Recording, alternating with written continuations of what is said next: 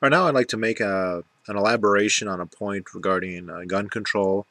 This is an issue that I've broached before, but really it deserves its own video. Um, my videos end up being really long because I like to elaborate points. Because for there to be a good argument, you have to cover as much as you can. Uh, but quite frankly, many points really take the time and deserve the time that they should really be focused on. So in this I want to talk about the role of defensive gun uses in in the debate on gun control. Um, there is in the United States, I think there's been a shift in the rhetoric in terms of gun rights. If we go back 20 years, there's widespread belief that using a gun for hunting or sporting was legitimate, but for self-defense, less so. And the idea that maybe defending against tyranny was, quite radical. In the last 20 years, the idea that you can use a gun for self-defense has become very, very widespread and generally accepted. There are a few municipalities in this country, like New York City, a few places in California, a few other places, Chicago, where um, government authorities are likely to, or at least there's a risk of them rejecting the idea of self-defense and prosecuting it. But in general, most places it's acceptable.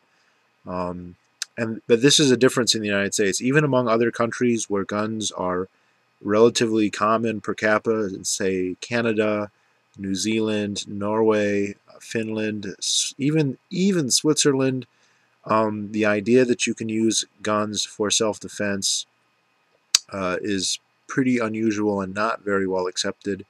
Most places it carries stiff penalties, although these are not uniformly enforced because there's political considerations. It looks bad if someone is clearly a victim to then basically double jeopardy them and double victimize them, but that does happen, and it is in the law codes. But uh, you know, when you argue with anti-gun people, the retort is, well, you don't need that type of gun, and usually they envision something like assault weapons for hunting. You don't need an AR-15 to kill a deer, that sort of rhetoric, and so there's no legitimate purpose. But uh, self-defense is a legitimate purpose, and if we're going to have a utilitarian argument for gun rights or against gun control, we should delve into how guns are used in self-defense. Now, the other day, a commenter on my videos, who I took to be from the UK because they were consistently arguing in favor of UK-style bans, but as it turned out, this person was really from Finland. Said that they could not, quote, imagine any reason you would need a gun uh, against an attacker if the attacker was not armed. So the presumption being if we were to ban guns, criminals would somehow no longer have them. And if criminals don't have guns, then you don't need them either. This is a serious lack of imagination on his part, or her part, whatever the case may be. In any situation where an attacker is physically more capable than the assailant, or there are multiple attackers, it really doesn't matter what they are armed with or even if they are armed. If you are unarmed and two adult males attempt to attack you, you are in serious trouble. If they don't have guns, but yet they have knives or axes or bludgeons, that's very, very serious. I know the founder of the Pink Pistols, the homosexual pro-gun organization, not your typical NRA member. Obviously, he was gay. He's an elderly gentleman. He was a liberal. He was an urbanite in New York City. He became concerned about potential assault on the subway. So he began carrying a handgun, which was completely illegal. And he was accosted by three youths, basically teenagers. He said the news reports always made it sound like they were children. They were young adult men, the age of peak criminality and the age of peak physical ability, basically. in your average male, 3 of them armed with screwdrivers. Um, and an 18 or 19-year-old male, even one who's not particularly powerful, if he thrusts a screwdriver into your torso or into your chest, you are in serious trouble. That is a potential fatality. And if there are 3 of them, you're in serious danger. Now, a firearm is quite conceivably an effective means of defending yourself, which he did. I believe he shot 4 bullets. 3 of them struck flesh. I think he killed at least 1 or 2 of them. The 4th one missed, didn't hurt anybody else. So clearly, just hypothetically, guns have a potential use in self-defense. Large magazines and semi-automatic weapons are ideal for multiple attackers. Now, these aren't super common scenarios, but they do occur, and when they do, there's a big difference between having a semi-automatic rifle and a bolt-action rifle, or a handgun or a shotgun. Now, then the question becomes, well, how plausible, how often are guns used in crime? And there's a couple different, I guess you say, categories of estimates that we can have here. There are, the first one I like to refer to is a reference when I just a little backstory here how I learned about this database. Basically, driving across the state of Illinois several years ago, I used to drive back and forth to Texas from Michigan. It's a really boring drive, but I remember in the highway, in the cornfields, which is what Illinois predominantly is, I passed a sign that said guns. I thought, okay, random, sentence phrase, just a single word, and then another sign that said save, and then about half a mile later, lives, and then about a half mile after that, all in one, gunsavelives.com. And I thought, oh, that's interesting. Somebody has really gone to the trouble to advertise this. I have no idea if the owner of the farm there was the proprietor of this site or just an advocate. And, you know, quite frankly, I forgot all about it until this latest shooting occurred, and I started looking for defensive gun uses, and I discovered this site. It's called gunsavelives.com, or maybe .org, but I think it's .com. I'll try and put a link in the description if I remember. This is a site that aggregates actual documented cases of defensive gun uses. These are events that occurred, that a police report or a news report is filed, and that we have an actual record of. There's no question that these events have taken place. And the number of these, I haven't counted them, but it's a large number. I don't think it's as large as the known number of homicides, say, per year, so 8,000 per year. It definitely dwarfs the number of mass shootings. So you can look at Newtown and say, oh, look, here's 26 kids. It dwarfs those numbers. This is a phenomenon that is reported at the local level relatively consistently. So when a child or an adult uses a gun either in the home, or a concealed carry user out in the streets uses a firearm to defend themselves, it's quite common that this will make the local news, either the local newspaper or maybe the local affiliate for one of the new TV stations. However, this never makes the national news, and you know, that's kind of understandable. However, that gives people a very warped perspective on the prevalence of and how guns are used in society, because the only time guns do make the national news is when there is a mass shooting. And the fact that, oh, well, every time I hear about guns, it's because 10 kids got killed, when in fact, if you were to do a Nexus search of all the, or is it Lexus or Nexus? You know, if you were to aggregate all the news stories of the day, there are very likely an equal number of people who used guns in a self-defensive manner, in some cases killing an assailant. Usually, though, that's not what happens, but and that gives you a much more balanced view. So these are, like I said, actual known uses. I think the number of justifiable homicides, you know, so people who have used a gun in self-defense and that the police have said it's justifiable homicide, I probably should have looked this up, but I think the FBI reports something around 300-400 per year, which would only be about, what would that be about? That'd be about 5% of the total of homicides. And so, uh, the retort then is going to be, well, look, there's two retorts to that. That's not very many. So obviously there's more homicides than there are assailants who are killed by guns, justifiably. And on the other hand, there's kind of and that's still a gun death. The defensive gun use results in a gun death, and this was a very, very emotional response that I've gotten numerous times in comment sections, where you bring up the idea of legitimate gun use, and it's like, well, that's unjustifiable because that's still a gun death. All the evidence we have is that the vast majority of defensive gun uses do not result in the death of anyone, let alone the assailant. And logically speaking, if you are going to be attacked or being attacked, simply brandishing a weapon is very likely to end the scenario. It does not cause escalation. The assertion is that, well, if you brandish a gun, then they're just going to become more violent.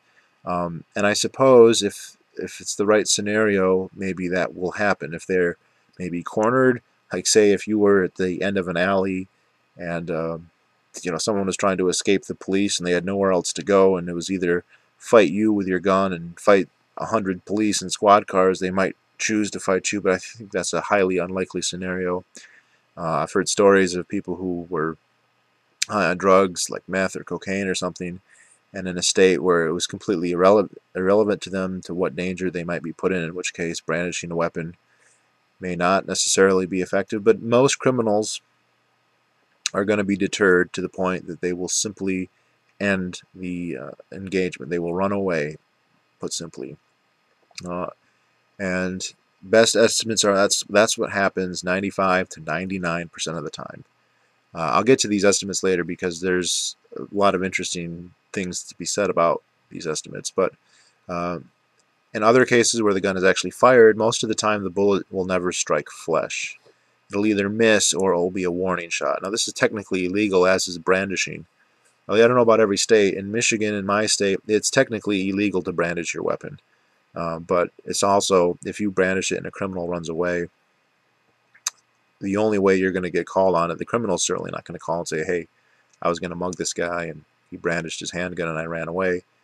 It would be hard to prove that in court unless you basically came out and admitted doing it, which is part of the reason these events are likely underreported, although there's I'll come to the estimates here in a minute.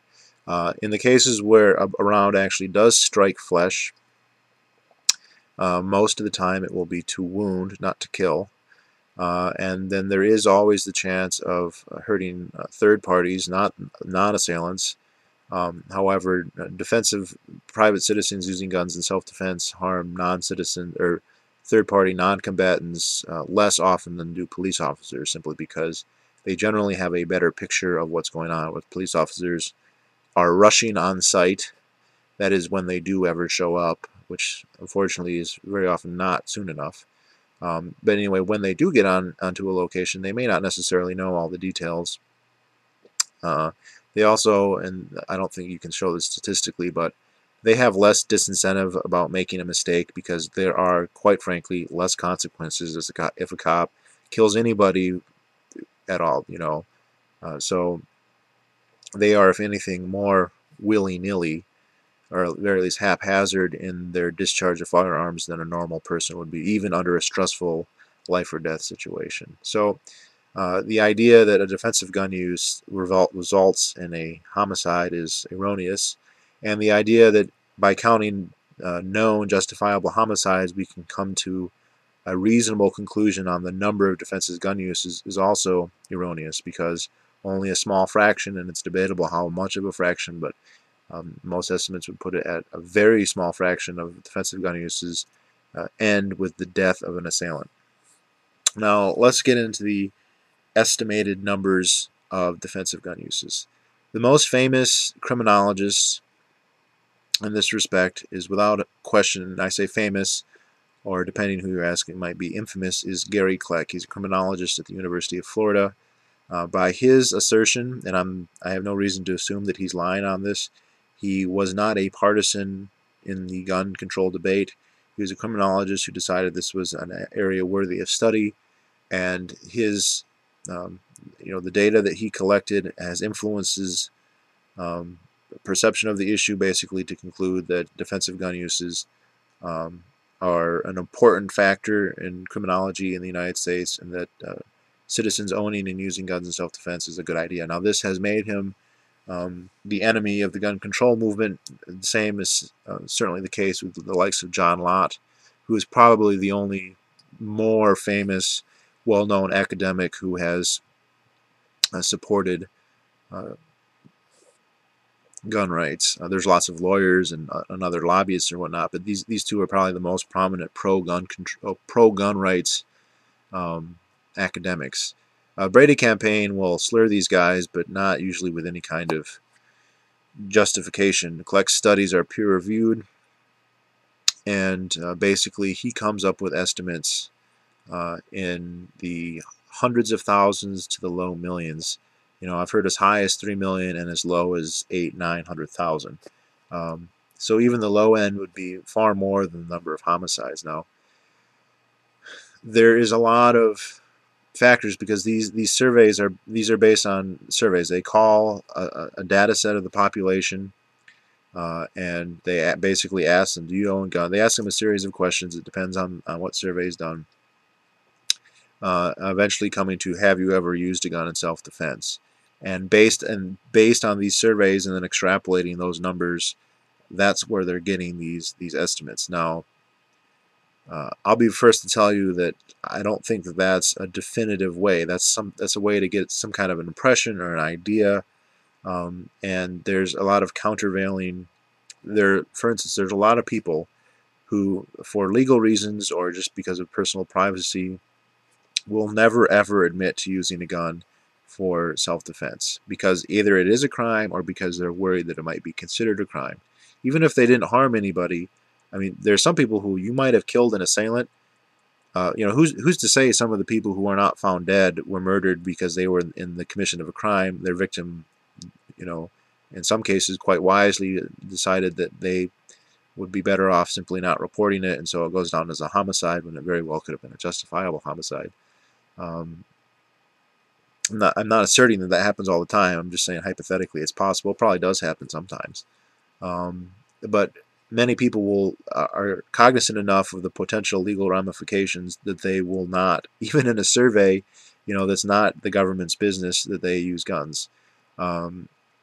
So that would tend to lower the estimate. On the other hand, when you look at the estimates, I don't remember the precise numbers here, but they were coming to the idea that every year then about 200,000 rapes are prevented, or 200,000 aggravated assaults are prevented by guns, but the total number of aggravated assaults in the country was about the same number. So that was suggesting either there were twice as many aggravated assaults as the FBI thought there were happening, and just half of them were being thwarted by gun uses, which is a really interesting idea. And it would be a great point in the pro-gun movement rate. But the other explanation is these surveys are overestimating the frequency of these events, which I think is likely in part. But then the question becomes how much. Now, people can dismiss Kleck, but the truth is there's been about 20 other studies, all by academics, all peer-reviewed and published, and they don't come to radically different results. In fact, they have basically the same results. And so if Kleck is an evil, NRA plant, then so are all these other academics. And when they try and make these surveys even more accurate by accounting for as many variables as possible, the more accurate, the more scientific, and I'm not a statistician and I'm not someone who takes surveys, but from what I've read, the more accurate ones tend to estimate towards the higher end of the range. Now, whether that means that these numbers are that much more valid or they're just catching on to some other kind of aspect that is being shown in the surveys, I can't say. Anecdotally, I've heard enough stories of people, and it's not you know, the United States is a pretty safe society if you're white, if you don't live in a couple big cities. So the anecdotes I've heard are not from people who are frequently getting into gun battles, but you know, people who are middle-aged, who are old, will often have maybe one or two stories in their life where they can say, okay, at one point I had to say, do this. I've heard when I took my CCW class, which I don't have a CCW because I refused to get permission to carry concealed, and you have to register with the state, and it's a big pain in the ass. But it was a good idea to take the class just to learn a little bit about firearms if you've never had a handgun before. I highly recommend you get some kind of training. And as it happened, I knew the guy who was running the class pretty well. And this guy was a long-time police officer, career, 30, 40 years, and I mean he said many times that that's, even though he knew it was against the law, he says he's heard many times where someone will think that they're being followed at night and pull out the gun and say, hey, not tonight. And that goes into the estimates too, because people will sometimes think that they're being assaulted when they're not. You could, walking down the street, someone could be following you, you could think that they're about to rob you, maybe pull out their gun and they run away, and on the off chance that Gary Kleck calls you the next day and asks if you ever use your gun self-defensively, and you didn't have some fear that the police were going to arrest you, you might very well say, yes, I did last night. And it may not be the case. I mean, there's other problems, because when you look at the numbers, then what crimes have been prevented by these defensive gun uses? Since the crime didn't happen, it's hard to say. Were these just going to even be crimes? I'm sure sometimes people brandish weapons at people who are not threatening them, but who think that they're being threatened. If they were to kill them, then there would be an investigation, because you can't. If you don't have, I mean, people think that we're just all in favor of killing. No, if you kill someone and you did not have justification to think of it as self-defense, then that's at the very least manslaughter, and you should be held accountable to that. But are they preventing rapes? Are these just burglaries? Are these people just going to get assaulted? We just don't know. And when a crime doesn't happen, it's not as good as that. And there's no, I don't think there's really an answer to this, because you can't chart things, occurrences that don't happen. But the anti-gun counter is that this stuff never happens, or that it's negligible. All the surveys indicate, and anecdotally this makes sense given the number of guns and the number of people in the society, that they are used defensively quite often, and probably a few orders of magnitude more than the number of homicides. Now that's what I kind of consider the second category of defensive gun use. We've got the first category, which are actual cases. And we got the second category, which are scientific attempts to estimate the number of their uses, which again, they come to similar results, which means they're onto something. And if they were just making an error, it would be unlikely that they would all be making the same error. But I'm open to the possibility that there's some kind of selection bias or something that goes in. These are statisticians.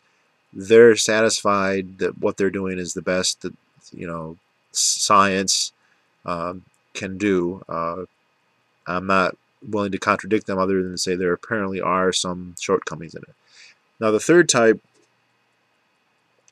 is the deterrent effects. So these are events that never occur at all. Now, the anti-gun people like to kind of think that, well, there's no statistics for this third category, but they must occur, because the only argument to the contrary would be that the potential possession of a gun in the hands of a victim has no effect on the planning or the considerations of criminals. So if to say that there's no deterrent, that's what you'd be saying. You'd be saying that criminals don't care whether their potential victims are armed with guns or not. It's completely irrelevant to them. They would act the same way in either scenario, whether they thought their victims had a gun or not. That's really, really absurd, just on the face. And so, on the face of it. So, that means that there is a deterrent effect. And we can see this pretty clearly in the types of crimes that are committed. Surveys of criminals have often revealed this, that their fear is that they will get killed. John Stossel did an interview with felons, and they just said, well, it makes it harder. You don't know. You don't get to be in a jury process if you break down a door and somebody with a shotgun blows your head off. And we see that at least certain types of crime are affected by this. The most famous example that people use, it's cited all the time, people do quibble about the numbers but not about the basic truth, is the so-called difference between hot and cold burglaries. In the United States, a hot burglary is when someone breaks into your home when the occupants are present. They're in the house. And a cold one's when they do so when the home is vacant. Now, both of them are crimes, but when that happens when the home is vacant, the chances of bodily harm to the victims is zero. In the cases where they break in when the people are home, then the chances for bodily harm to the homeowners greatly increases. Now, in the UK, where guns are effectively banned, and the chances that you will stumble upon one of the few people who have a license to own a gun, which they do allow them in the UK, a few people do have them. There's even a kid on YouTube, I forget his name, Cal something, really cute kid in the UK. He's got a shotgun because he lives out in a rural place, and they have him to hunt, I guess. But that's very, very unusual. And so burglars in the UK can break into houses with much more impunity than they can in the United States. Break-ins when you're home are unheard of where I live. The only times of home invasions that happen here are in the homes of so-called snowbirds. Snowbirds are people who live in a place with high seasonal variation in the summer. This is the typical pattern. And then in the winter, when it gets cold and snowy, they move to someplace warmer. Usually, the cliche is Florida, but it could be Arizona or Mississippi or whatever. So snowbirds leave vacant houses for months out of the year. That's what gets robbed up here, because they know the snowbirds aren't going to be there to blow their heads off when they break down the door. The gun ownership rate here is probably something like, on average, about 75% of the households have at least one gun. Some of them have a lot more than that. So breaking into occupied homes would be exceptionally risky, and so it's just not done. So that's one example. There are others. John Lott has the most information on this. Do I have his book? Ah, yes.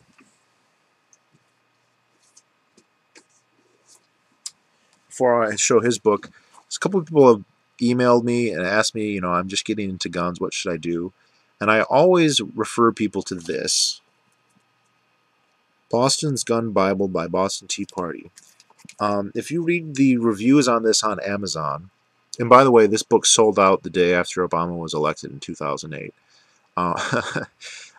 This is widely considered the greatest almanac of guns. There are more technical things that go into real fine detail about every kind of caliber and every reloading and all that. But this covers almost the entire aspect of it, and the main plus for libertarians is Boston Tea Party is a very hardcore libertarian. He's not an anarchist, but he's really close to that. He believes in subscriptive government. So the only government that has authority over you is one that you explicitly choose. So none of this social contract kind of bullshit. I've recommended some of his other books, and his ideas about liberty greatly flavor this book. This book tells you what to buy, how to buy, where to buy, when to buy, how to practice, how to train, what to get besides guns. So if you were a novice, which I am, some people have the good fortune to grow up in households where gun rights was a big ding and they were always out shooting. Not me. I didn't touch a gun until I was in my mid-20s. This is the book for you. And even if you do know a lot about guns, this is also a very informative and worthwhile book. But the book I was originally going to bring up here is this one, More Guns, Less Crime by John Lott. This is probably 15 years old now. I actually bought this when I was poor in college. And mostly this is a study of the effect of concealed carry on crime. Concealed carry is probably the biggest shift that has occurred in terms of gun policy in the United States.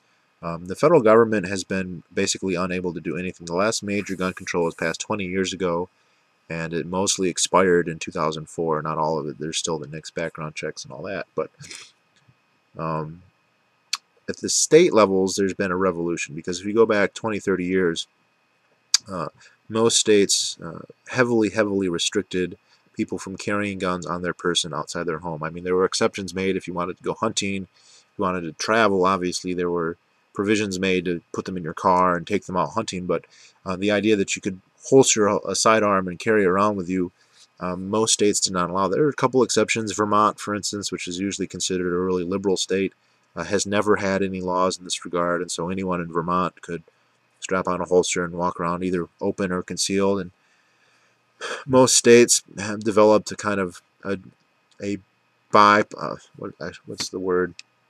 A buy armament policy. There was concealed carry and open carry in some places was banned, but in most places was so little practiced that no laws were made against it.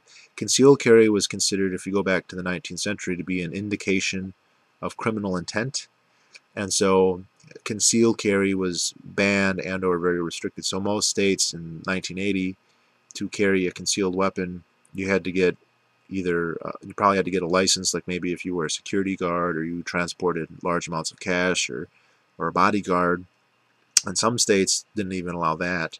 And in the mid 80s, I forget exactly what year, certain states, because of the outcry of the police being unable to protect people, and Florida was kind of the big first state here, made it easier for people to get permits to carry concealed weapons. And there's kind of two stages to this. There's the so-called may issue states, and these are states that say permits are allowed, but certain authorities, usually the sheriff, have say-so, so they can deny you your permit and say, well, we're not going to give it to you. And so a number of states switched to may issue, and then by the 2000s, there was a wave of going to what's called shall issue, which means they have to give you a permit as long as you qualify. You have to pay like $100, and it depends on the state. And every time this has happened within the state in question, the argument was raised: this is going to cause blood in the streets. People are going to get these concealed handguns, and the next time they get a traffic ticket, they're going to come out and mow down everybody on the sidewalk, and they're just going to be killing like crazy. And I think this is maybe done more to advance the gun rights movement in the United States than anything else, because these doomsday predictions failed to materialize in every single case. Crime has been declining steadily since 1990 or 91, the early 90s. I'm not saying this is causally related to the concealed carry laws, which is what Lott actually argues based on statistics. I like to be moderate in my argumentation, but clearly they have not caused a rise in crime because there hasn't been one. We're to the point now where not only is shall issue pretty much the law in all but I think maybe 6 states, 5 or 6. Now there's a further gradation to basically constitutional carry or non-issue, which is to say you don't need a license at all. Vermont was the only state like this. Now we've got Vermont, Alaska, Wyoming, and Arizona. And there's probably a dozen more that will pass it in the next 5 years. And then 5 years after that, all but California, Hawaii, New Jersey, New York, Connecticut, Massachusetts, and maybe 2 or 3 other ones, Illinois. Those are the real hard-ass states where gun control is a political force. It's not a political force anyplace else. Not in Washington either, thankfully. So this has had, according to Lott, a major effect on crime. Violent crime has gone down. He attributes it to concealed carry. I think that is, there's so many variables for the country the size of the United States. I don't think you can prove that.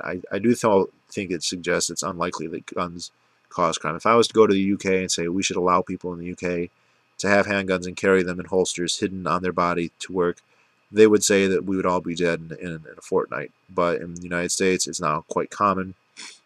Many of the states where this is legal, you're talking about 1–2% of the adult population having the permits, most of whom carry them regularly. So it means if you are in town, if you go to Walmart, there's likely some concealed carry holders there. I'm told in some places like Phoenix, Arizona, the ratio is more like 10% or approaching that. So, but another thing Lott has brought up, and I think it definitely shows a clear effect of the deterrent effects of carrying concealed weapons and basically armed victims, are these mass shootings. Mass shootings are not exploding in occurrences. They're happening about the same rates they always have. And all of them, with one exception since World War II, every single one has occurred in a place where civilians are not allowed to have guns. Now, this is actually a pretty tall order because, like I was just saying, most of the country, most of the physical geographical area of the United States allows for civilians to have guns. There's only a few areas where they're prohibited. It's like if you were to just sprinkle some pepper on a map of the United States, and those are the areas where guns are not allowed. All the mass shootings, with one exception, the was it 2012 or 2011 shooting of Gabrielle Giffords. That's the only exception of a mass shooting. A mass shooting is defined by the FBI as a shooting where there's more than 3 victims. So this would probably change if we lowered it to 2, but that's the rubric they use, so that's the one I'm going to use. Happen in a gun-free zone, so to speak. A school, a mall, a movie theater. James Holmes. Is it James Holmes?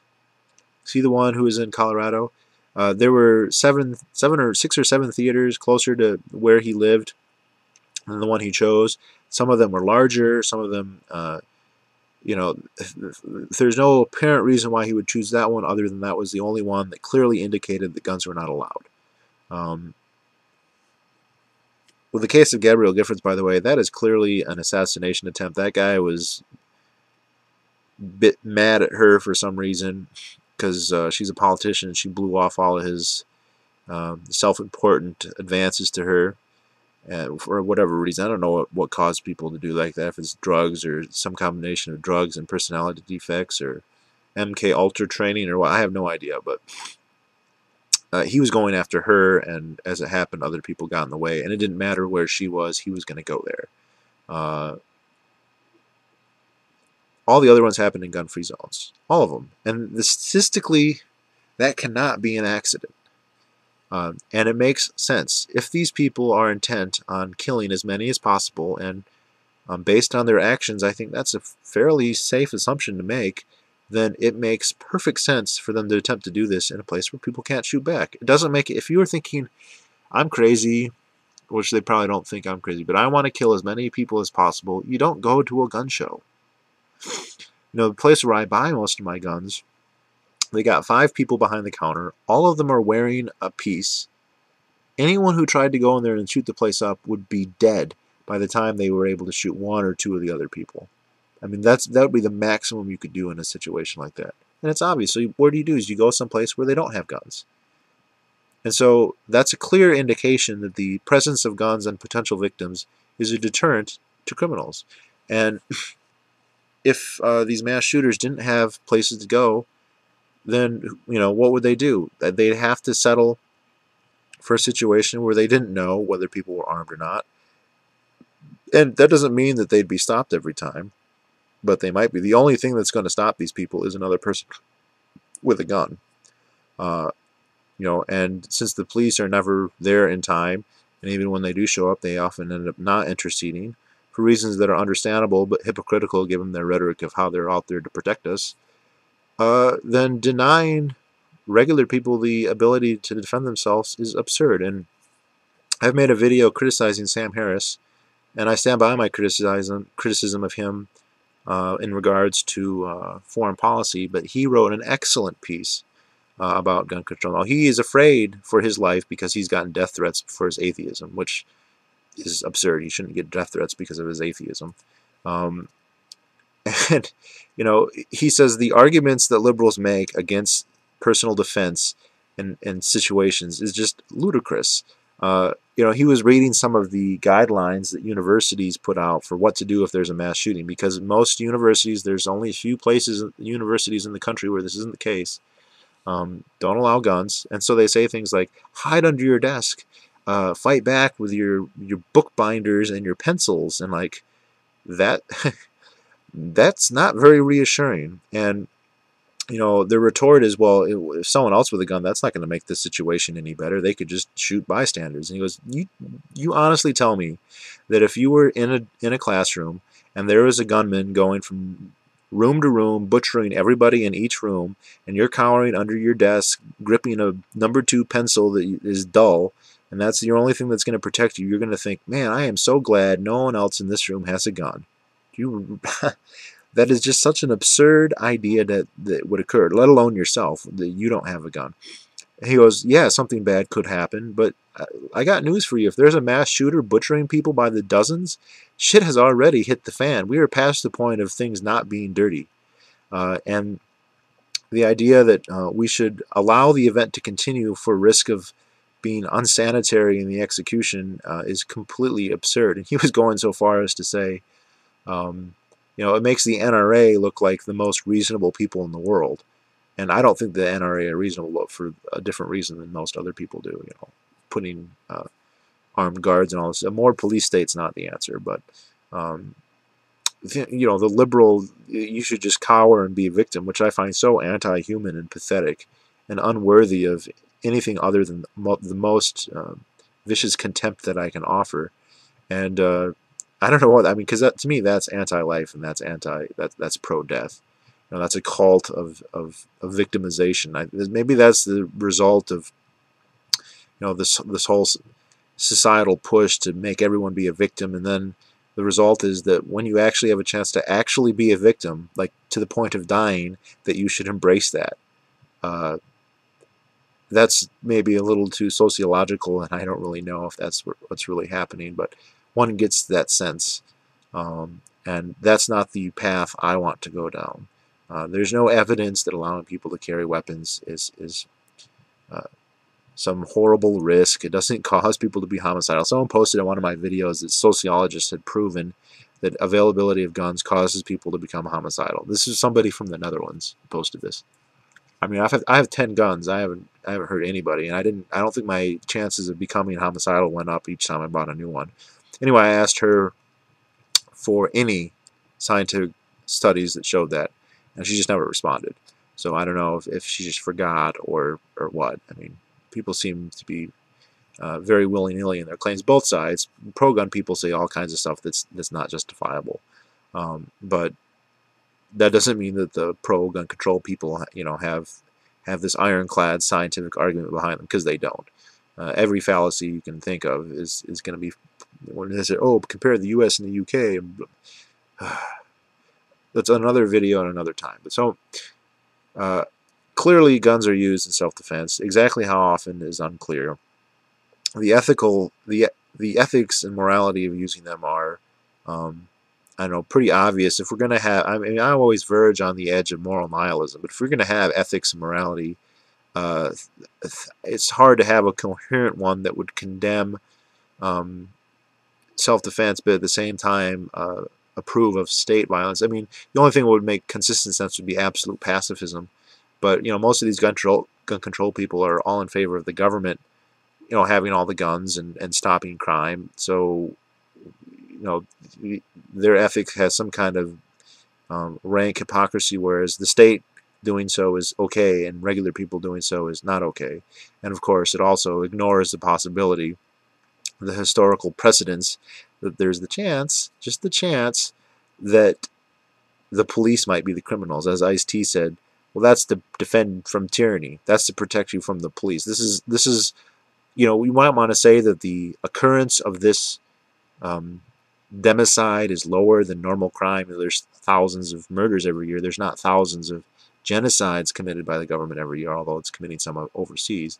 But it's also, when it does occur, the the potential damage is 100, 1,000 times, I mean, literally an order of magnitude worse than domestic private homicide, that it shouldn't be ignored, which is, you know, what Piers Morgan is absolutely dead set against. And also, it's hinted at when you have a government that is most interested in the banning of weapons that are the least used in crime, but would be the most effective in resistance against itself.